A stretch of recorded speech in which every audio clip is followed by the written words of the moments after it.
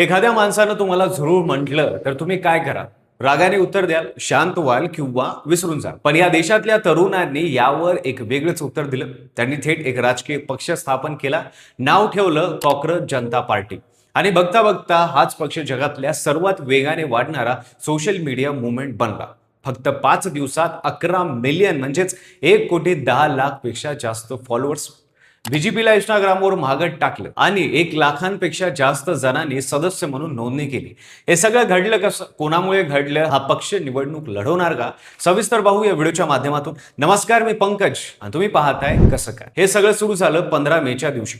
सर्वोच्च न्यायालयात साधी केस सुनावणीसाठी आली होती. एका वकिलाला सिनियर ॲडव्होकेटचा दर्जा हवा होता. सर्वोच्च न्यायालयाला सिनियर ॲडव्होकेट म्हणून मान्यता मिळाली की सामान्य वकिलांपेक्षा वेगळ्या सुविधा आणि प्रतिष्ठा मिळते. हा दर्जा मिळवण्यासाठी एक वकील वारंवार अपील करत होते. त्या दिवशी सुनावणी सरण्याआधीच सूर्यकांत आणि न्यायमूर्ती रॉय मल्लेवागची यांच्या खंडपीठासमोर होती. सुनावणी दरम्यान सरन्यायाधीश सूर्यकांत चांगलेच चिडले. ते म्हणाले की सिनियर ॲडव्होकेटचा दर्जा मिळवण्यासाठी सगळं जग पात्र आहे, पण तुम्ही नाही. तिथे न थांबता त्यांनी सांगितलं की काही लोक व्यवस्थेवर हल्ला करतात, पॅरासाइट आहेत. आणि मग ते असं म्हणाले की काही तरुण झुरळासारखे आहेत, ज्यांना ना नोकरी मिळते ना कुठल्या व्यवसायात स्थान असतं. यातले काही सोशल मीडियावर जातात, काही RTI ऍक्टिव्हिस्ट बनतात आणि मग प्रत्येकावर हल्ले करत राहतात. हे सगळं कोर्टरूम मध्ये झालं, पण सोशल मीडियावर वाऱ्यासारखं पसरलं आणि त्यातून एक अनपेक्षित राजकीय मुवमेंटचा जन्म झाला. बॉस्टन युनिव्हर्सिटीतील पब्लिक रिलेशन मध्ये पोस्ट ग्रॅज्युएशन करणारा 30 वर्षाचा अभिजितने हे पाहिलं. अभिजितने याआधी आम आदमी पार्टीच्या सोशल मीडिया टीम मध्ये व्हॉलंटियर म्हणून काम केलं होतं. त्यांना राजकारणाची, संवादाची, जनमानसाची चांगली जाण होते. सरन्यायाधीशांचं वक्तव्य वाचल्यानंतर त्यानं एक पाऊल उचललं, जे साध्या रागापलीकडचं होतं. त्यानं झुरळाची ओळख स्वीकारायची ठरवली. 16 मे रोजी त्यानं एक्स या सोशल मीडिया प्लॅटफॉर्मवर कॉकरोच जनता पार्टी नावाचं एक सटायरिकल अकाउंट सुरू केलं. बायोमध्ये लिहिलं की तरुणांसाठी उभारलेली ही राजकीय आघाडी आहे. पार्टीचं घोषवाक्य ठेवलं, सेक्युलर, सोशलिस्ट, डेमोक्रॅटिक आणि लेझी, म्हणजेच धर्मनिरपेक्ष, समाजवादी, लोकशाहीवादी आणि आळशी. हे अकाउंट उघडल्यानंतर 24 तासात 15,000 फॉलोअर्स मिळाले.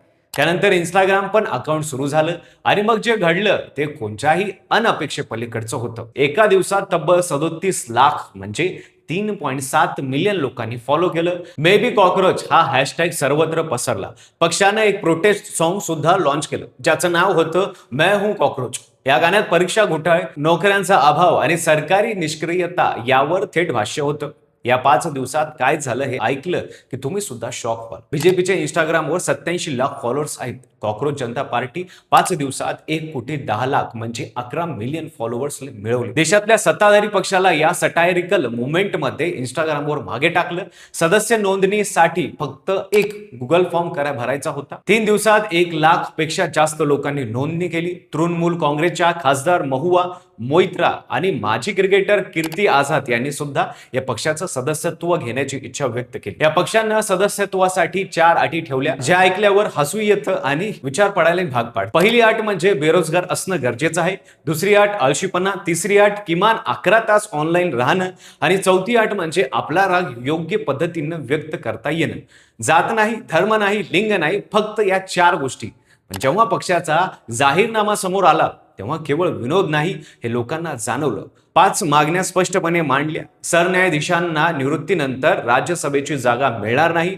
मतदार यादीतून कोणाचंही नाव काढणाऱ्यांना मुख्य निवडणूक आयुक्तांवर UAPA अंतर्गत कारवाई होईल, कारण मतदाराचा अधिकार हिरावून घेणं दहशतवाद्यांपेक्षा कमी नाही. संसदेत आणि मंत्रिमंडळात महिलांना 33 नव्हे तर थेट 50% आरक्षण असेल. मोठ्या कॉर्पोरेट कंपन्यांच्या मालकीच्या न्यूज चॅनलचे परवाने रद्द होतील आणि त्यांच्या ॲक्सेसच्या बँक खात्याची चौकशी होईल. आणि पक्षानंतर केलेल्या आमदार किंवा खासदाराला पुढील 20 वर्ष कोणत्याही सार्वजनिक पदावर नियुक्ती मिळणार नाही. अभिजित दिपकेने स्पष्ट केलं की आम्ही आणखीन एक PM केअर फंड उभा करायला आलेलो नाहीत.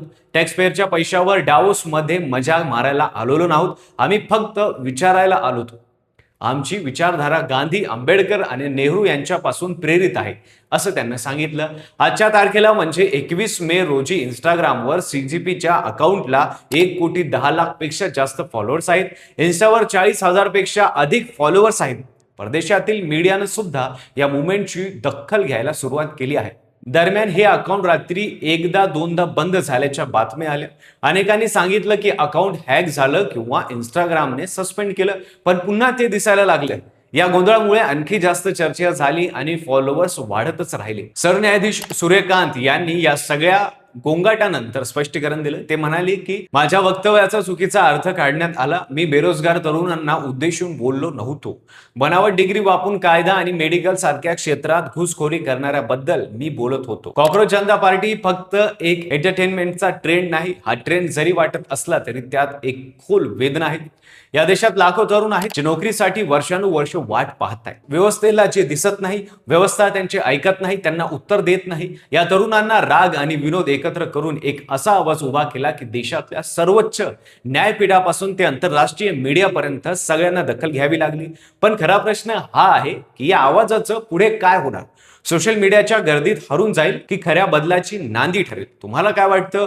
कॉक्रोच जनता पार्टी ही फक्त ट्रेंड आहे की खरोखरच या देशातल्या तरुणांचा आवाज आहे? कमेंट बॉक्समध्ये नक्की सांगा. आणि व्हिडिओ आवडला असेल तर लाईक करा. चॅनलवर नवीन असाल तर चॅनलला सबस्क्राईब करा, कारण हे चॅनल फक्त आमचं नाही, आपलं आहे. आणि पाहत राहा फक्त कसं काय.